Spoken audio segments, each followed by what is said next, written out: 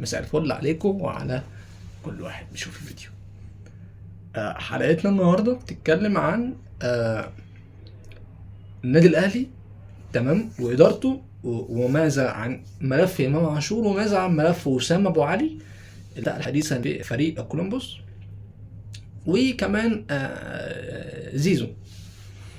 تتكلم عن خناقه حصلت النهارده في النادي الاهلي بعد ما كان تفاصيل بتاعت امام عاشور هي ان امام هيجدد بس بشروطه، مش بشروط النادي الاهلي.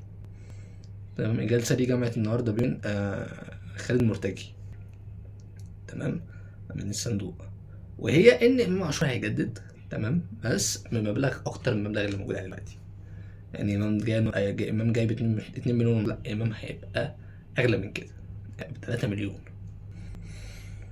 امام عقده ياخد 2028، لا التجديده هتبقى 2030.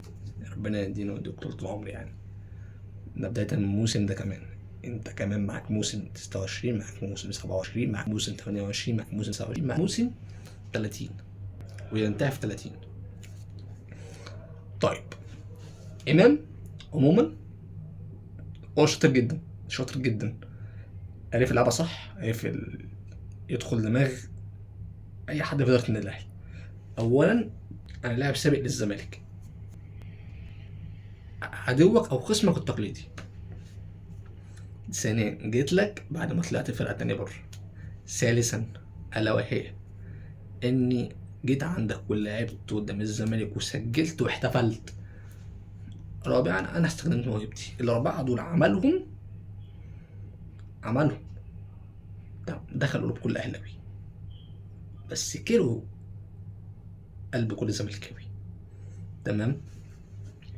لكن هو فعلا ادار الملف بتاعه بشطاره، يعني راجل بروفيشنال على فكره، ممتاز جدا وذكي جدا، حتى لو ما كانش بروفيشنال 100% بس ممتاز جدا. عارف ان هو يبقى اعلى من زيزو. وحد يقول اصل زيزو جايب 5 مليون ده في العقد بتاع يا جماعه انتوا بالعقل ده زيزو هيجيب 5 مليون؟ حد اهلاوي يصدق الكلمه دي؟ ممكن 5 مليون بس فيها اعلانات، بس 100 مليون في الاخر، 105 مليون كمان، تمام. ده في ده في الموسم الواحد، لكن توتال اكتر من كده. حد يقول لي زيزو ايه يعني؟ عشان هو ده كله مش بتاعتنا. 4 مواسم عاملين كلهم توتال 480 مليون جنيه. 480 مليون جنيه يعني داخل حوالي في 10 مليون جنيه مصري، حوالي 10 مليون جنيه مصري بسعر الصرف النهارده، تمام. يجي معنى كده خلاص انه ظبط العقد بتاعه، امتياز، بروفيشنال، جود، احلى كلام عليك يا عم امام. بالنسبه لي هو بالونه. اي حد زملكاوي بيشوف امام بالونه. زي ما احنا كنا شايفين زيزو احسن لاعب في مصر، الجمهور شايف بالونه، انتقل بقى زيزو بالونه بالنسبه لجمهور الزمالك وجمهور الاهلي، لاعب عالمي.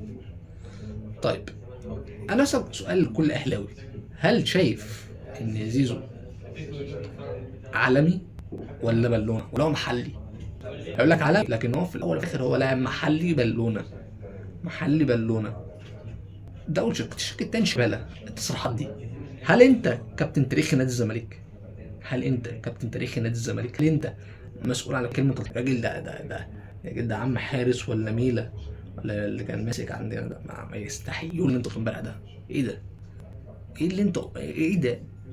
لا ارادي وكلام لك ما انت خد عليه فلوس عشان تقوله. ايه ده؟ في كام كده 2011 بتقول 2024 بتقول اصل احنا عايز زيزو يجدد، تيجي امبارح تقول الحالات البرنفيه اصل احنا ليه زيزو ياخد كل الفلوس دي؟ احنا ما حدش ياخد فلوس، ما كانش ينفع.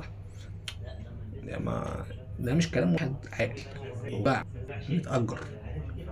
كابتن شيكا احنا بنحبك، تخليش حبك للشهرة وكل كانوا في سكتك قبليك تروح معاهم. نيجي الخناقه اللي كانت موجوده امبارح في النادي الاهلي، وهي خناقه بين عمر كمال عبد الواحد ومصطفى شوبير. وعمر كمال عبد الواحد اتخانقوا امبارح او النهارده الصبح في ده بكره. كانت خناقه بينهم هما الاثنين، مع التفاصيل ما طلعتش. جمال ما قال ايوه كانت ده حصل، كان خناقه بينهم هما الاثنين، شد وجذب كان بينهم هما الاثنين.